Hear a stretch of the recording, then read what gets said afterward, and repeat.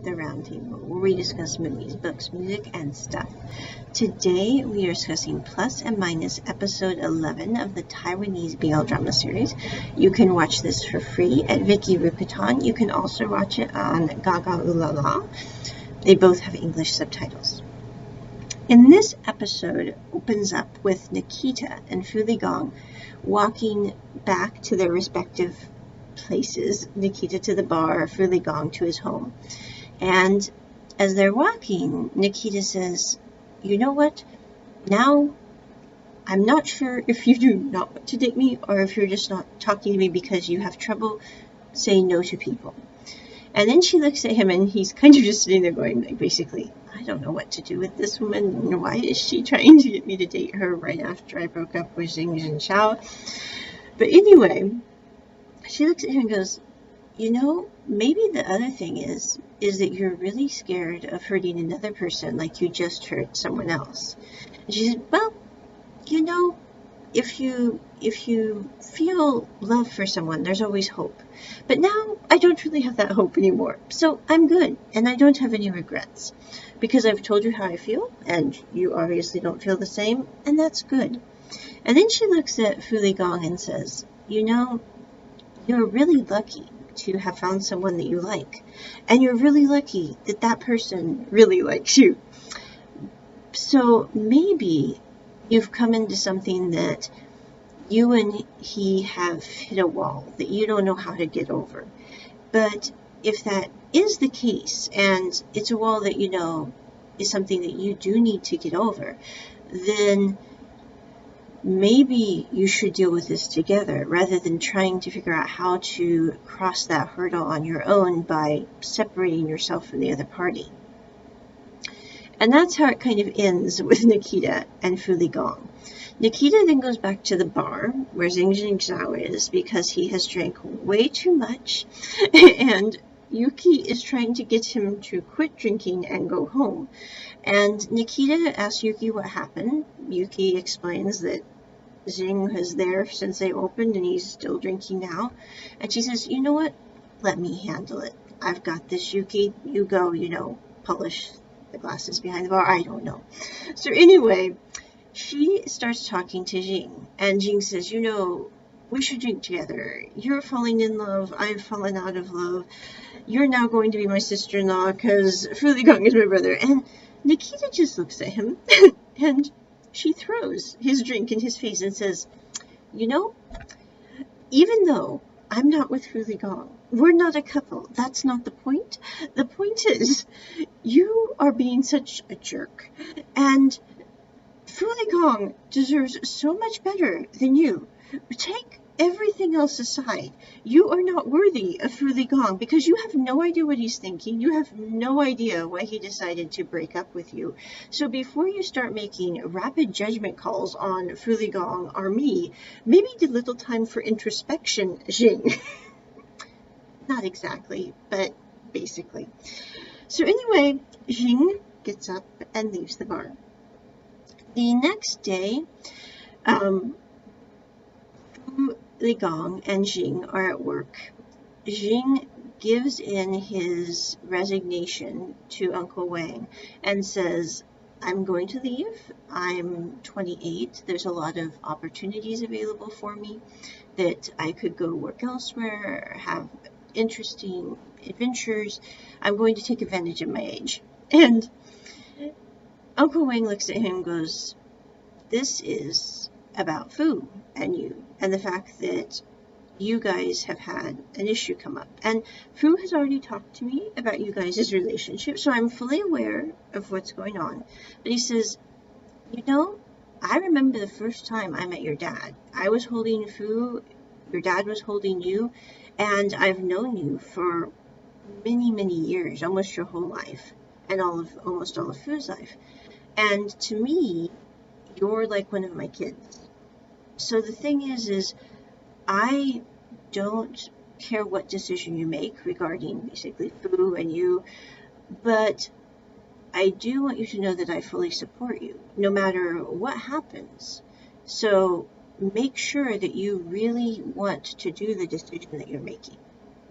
And I really think the one thing that I do really like about this movie, there are many things that I really like about this drama series, but the fact that Fu's dad is such a cool person. I mean, no offense, he's kind of like some of the BL moms. Like, for example, in I Do Be Loved in House, Lee's mom. She's awesome. I'm just, really, she really is.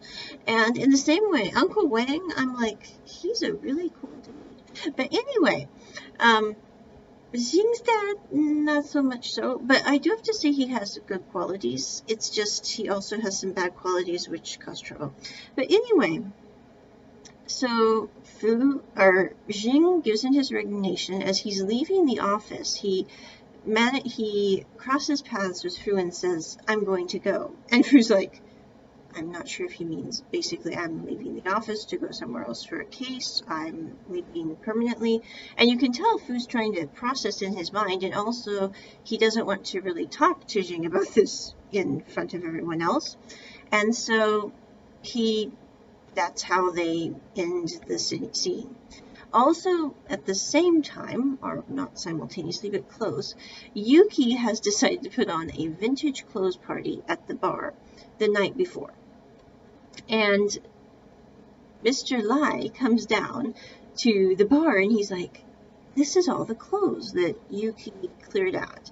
And Yuki comes to him and says, you know, I wanted to show off the clothes so that they have a new life because you saved them, and so they deserve to have another life that people would appreciate them.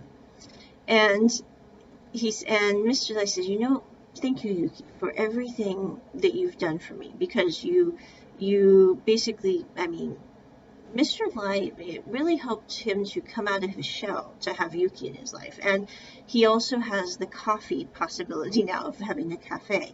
And he also has some better relationship with his daughter Lele as well. So I think that in many ways, Yuki helped Mr. Lai become a better person than he was before. And in the same way, Mr. Lai kind of helps balance out the precocity of Yuki, if that makes sense. So anyway, as they're standing there looking at the clothes, Yuki says, will you give me another chance? And Mr. Lai kind of looks at him, and you can tell, I think, what's going through Mr. Lai's mind. I'm not sure, but he's like, I didn't know that you needed another chance. I thought, you know, we were still a couple, but okay. And Mr. Lai just kind of lifts his hands like, can I have a hug? And that's how they get back together. The next morning, Mr. Lai and Yuki wake up in the laundromat, and Yuki says, you know, it's very cold right now, because in Taiwan they do have winter, although it's not like winter in the States. I'm just saying, minus 21 degrees Celsius is no fun.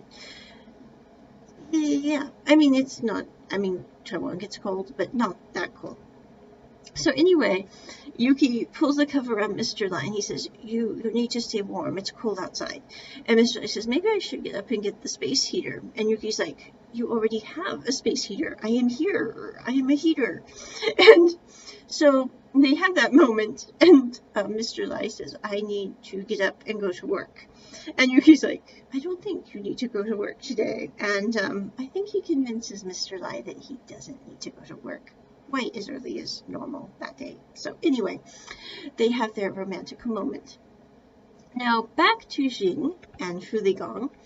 Jing goes to see his dad and tells his dad, I've gave Uncle Wang my notice. I'm going off on my own to gain experience because I'm still young, etc., etc. And Jing's dad goes, is this about me? Is this about Fu Ligong? Why are you doing this now? And when did you decide that you were going to leave the law firm? And Jing says, well, I've thought about it for a few days, and this is what I'm doing. And his dad goes, you know, I thought Fu Ligong would talk to you about this, because Fu Ligong came to me after I found out you guys were together on his own, and I was going to think that he was going to tell me, you know, all the reasons that he thought you and he should be together. And I was going to tell him all the reasons I thought you shouldn't be together. But the first thing he said out of his mouth was he was breaking up with you because he said, Fu Ligong said, your name has the same character as protect, and you want to protect everyone you care about, which is one of the reasons Fu thinks you decided to be with him when he told you that he cared about you. And Fu wants you to have a good life. He wants you to be happy. And so in order for you to be happy, Fu thinks that it would be best for you to just be brothers instead of romantically involved. And that's why he broke up with you, because he wants you to be happy at all costs. Even if that costs him, that's what he wants. And Jing looks again and goes, if I'm not with Fu, if Fu's not in my life, how am I going to be happy? Because Fu's always been in my life, and now he's not, and this sucks brick. And his dad goes, your family will support you no matter what you do. Yes, Fu's dad has major problems, of course, with Fu and Jing being together, just because he can't quite wrap his brain around that. But, he says, no matter what, your sister and I, your family, will support you. If you decide to be with Fu, we'll support you. If you decide not to be with Fu, we'll support you. You have found happiness, so you should pursue happiness. If that's with Fu, then go be with Fu. If that's not with Fu, then for Pete's sake, do not be with Fu. So he says, just do what you know you should do, basically. And I do have to say, both Fu Ligong's dad and Jing's dad do want the best for their children. Now, I have to say I much prefer Fu Ligong's dad, because Fu Ligong's dad is not biased or prejudiced or narrow-minded like Jing's dad.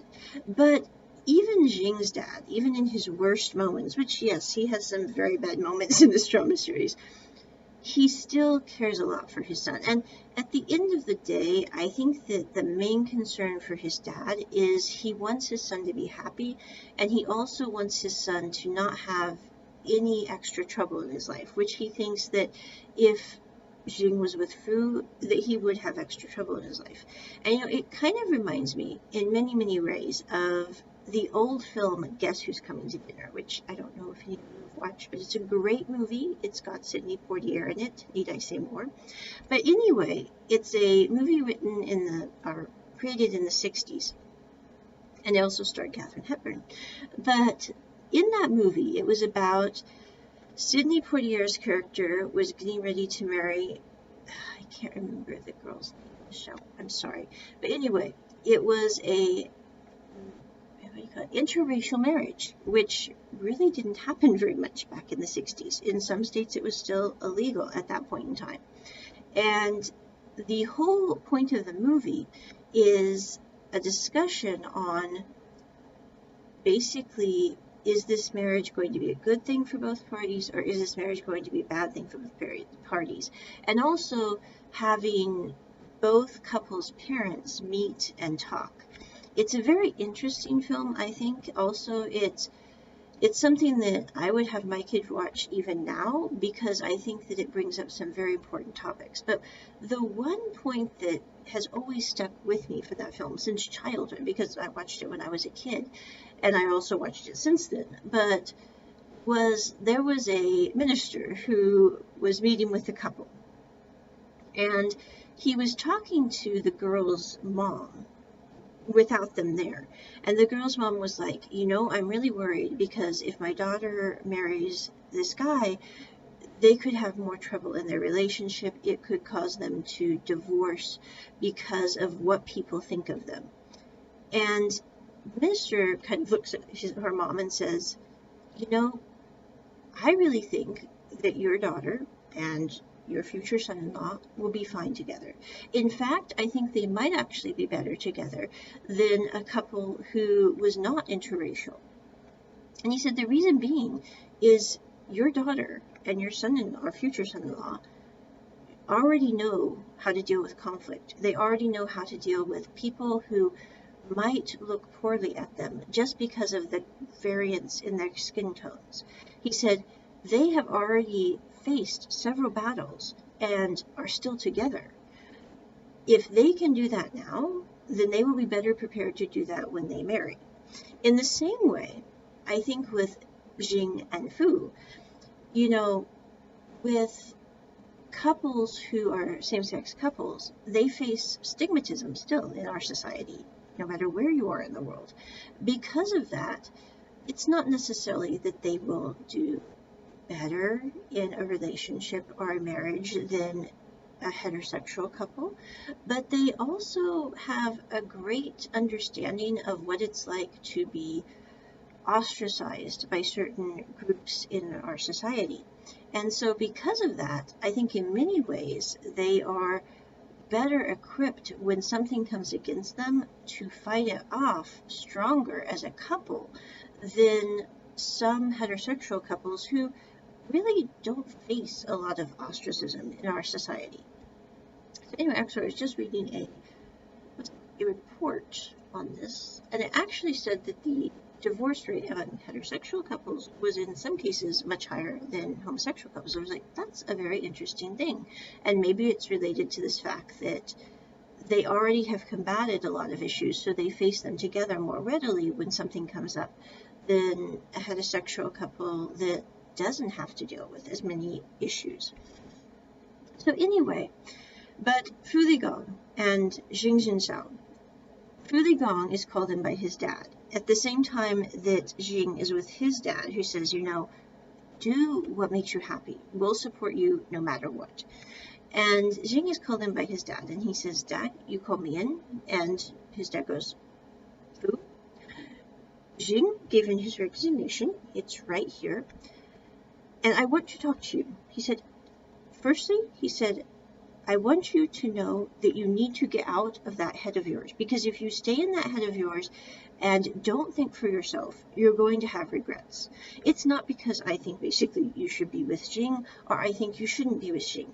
I think that you should think for yourself and decide what you want in life and then go after it. And he said, that's the thing that I want to talk to you about basically right now.